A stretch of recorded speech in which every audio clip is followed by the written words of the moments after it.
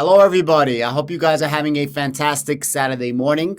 In today's video, I want to cover Palantir, ticker symbol hashtag $PLTR, one of the most important companies in the entire world today, and in my opinion, one of the most valuable in terms of market cap companies over the next decade.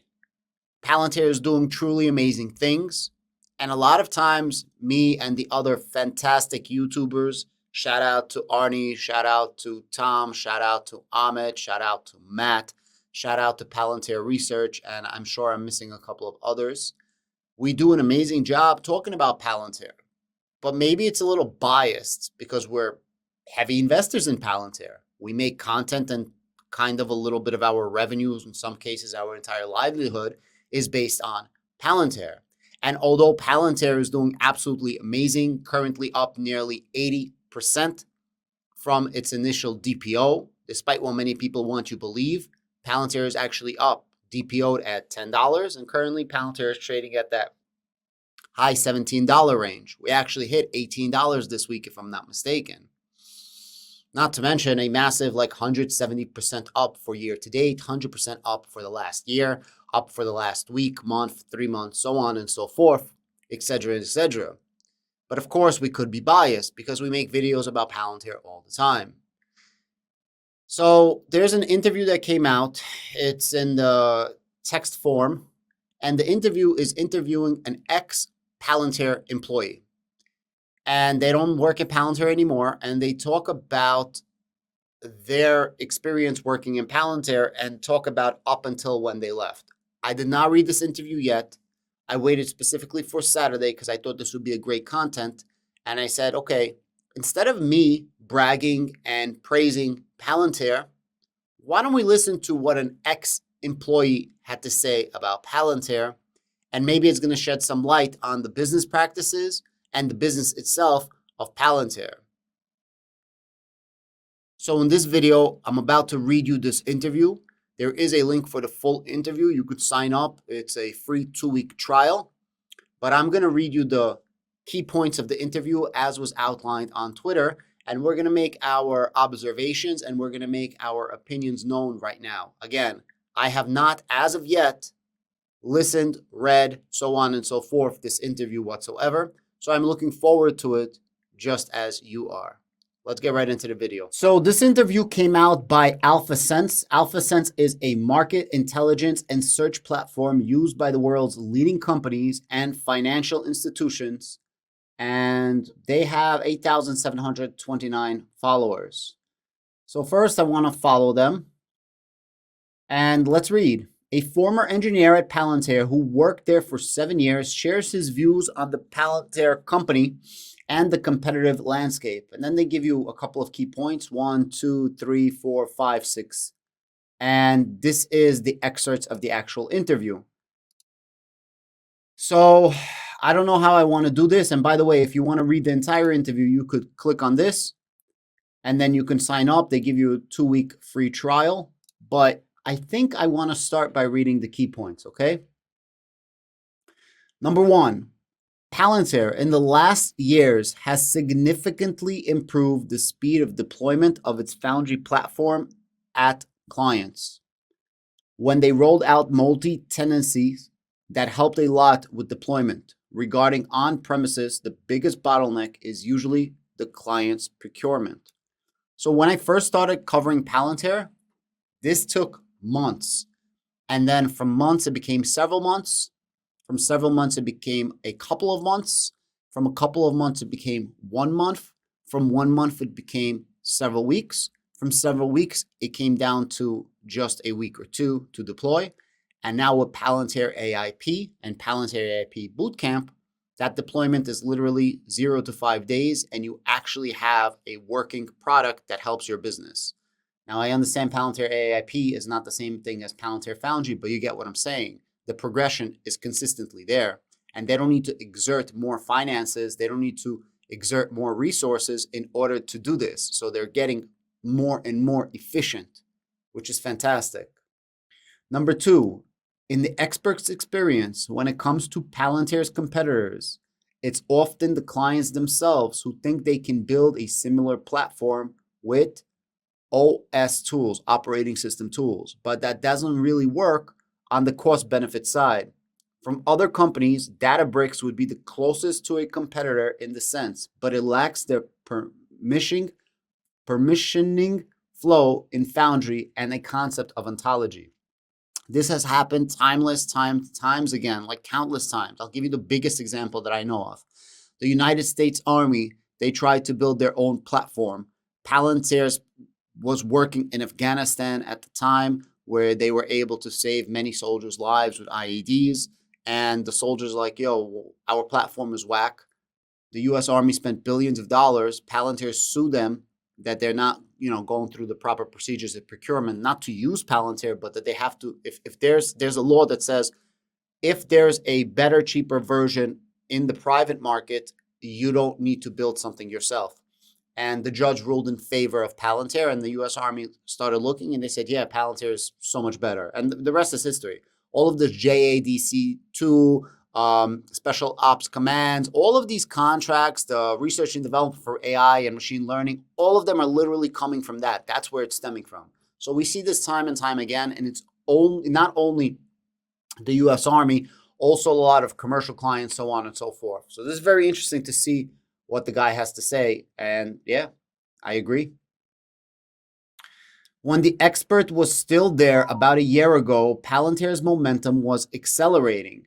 When he started, there were large teams per deployment of 8 to 10 engineers working with one client. By the time he left, that had dropped to 2 engineers per client. That's crazy, right? So again, not only number one, where they're able to deploy so much faster, they're able to not only not need to exert more assets, which costs more, funds, but they're able to do it with less assets, spending less money, therefore being able to increase their bottom line, which is freaking fantastic. So it's two-pronged. Number one, they're getting more efficient, and they're getting more efficient with less resources. How freaking great is that? And again, this is not my bias. This is an ex-employee who's not there already for 1 year. So thank you so much. Definitely follow Alpha Sense. Thank you so much for this amazing interview at Alpha Sense INC. Wow. Okay. Number 4, the best vertical for Palantir is manufacturing so far. Where is the vertical that didn't really take off that much is financial institutions, where oftentimes Palantir helps with compliance, which is a cost center, not a money-making side of the business. This is specifically, I think, to JP Morgan. JP Morgan is the largest financial institution in the United States, i.e. bank. I think they're top 3, if not the number 1 in the world. And they use Palantir, right? Very interesting. While SoFi uses Databricks. Very, very interesting. Very, very, very interesting. So there's a huge opportunity in the financial institutions working with many other banks and other financial institutions. Very interesting. And hopefully this takes off, or could take off, like healthcare, right? Like wildfire. By the way, Palantir protects against wildfires, working with 2 of the 3 largest wildfire and energy preservists in California. Number 5, in terms of higher revenue growth, the expert thinks that market is not seeing the growth rates yet because the scale cycles are very long, because Palantir is still working on solving the issue of having to deploy fewer engineers to work directly with clients. Before he left, Palantir was exploring options like education programs and channel partners. I think that's where, Palantir AIP Bootcamp is coming into play. It's cheaper for them to do a bootcamp than to deploy all of these forward engineers. And they are reducing the amount of assets that they need to use in terms of, from 8 to 10, as he said right here, from 8 to 10 engineers to 2 engineers per client. That's probably going to go to 1 engineer per client, or maybe there's going to be like a team that's able to, advise you like several clients at once. who knows what's going to happen. And the key strength of Palantir is little to no code deployment. That's the key. Besides for the ontology like digital twin, the key is that you don't need to be a rocket scientist. You don't need to be a developer, a data engineer, so on and so forth. In terms of higher revenue, experts think the market is not seeing the growth rates yet because of the sales cycles are very long. So it's taking a long time to actually make those big contracts. So I think deployment's getting faster, but locking in those big contracts is taking a long time.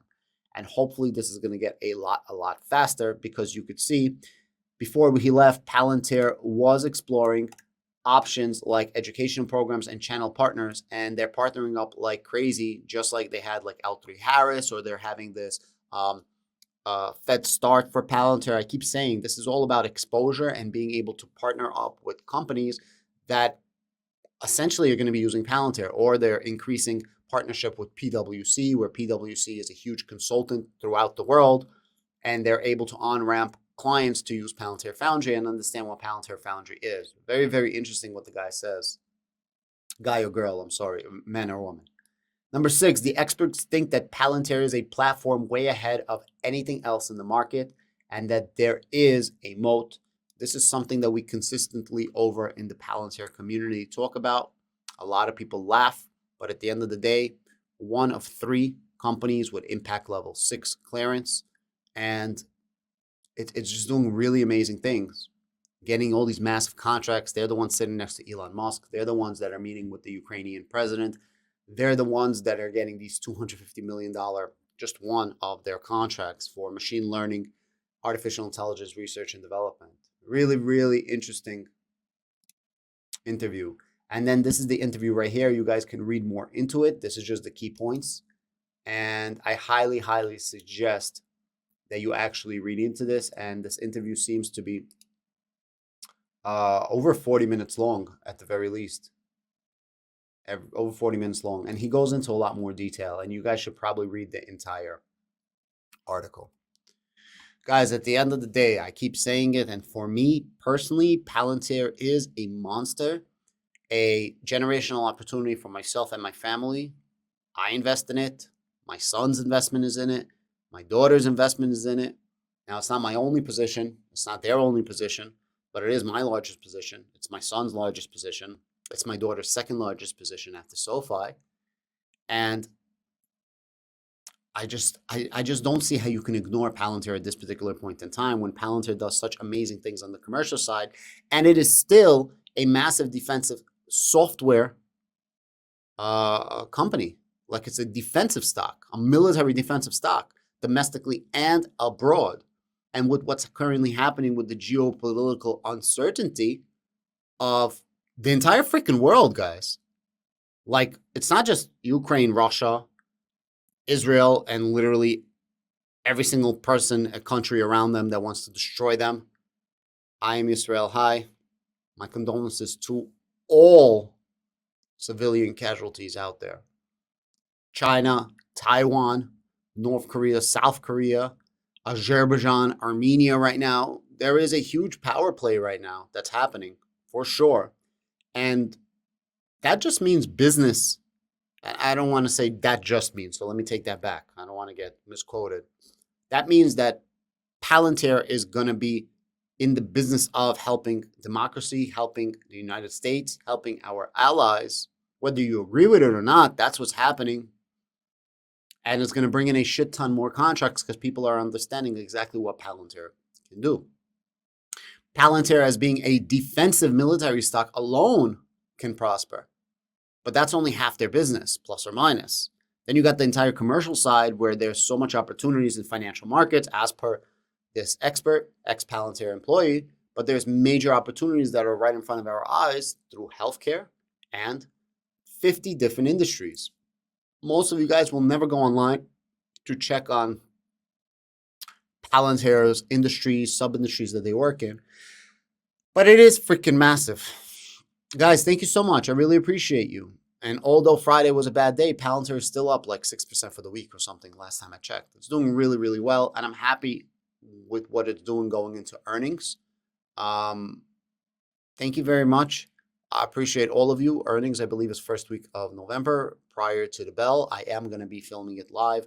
I'll be on Amit's channel for sure. And everybody should come and watch. Thank you very much. Enjoy your families. Enjoy the rest of your weekend. And leave a comment down below. Thank you. Take care.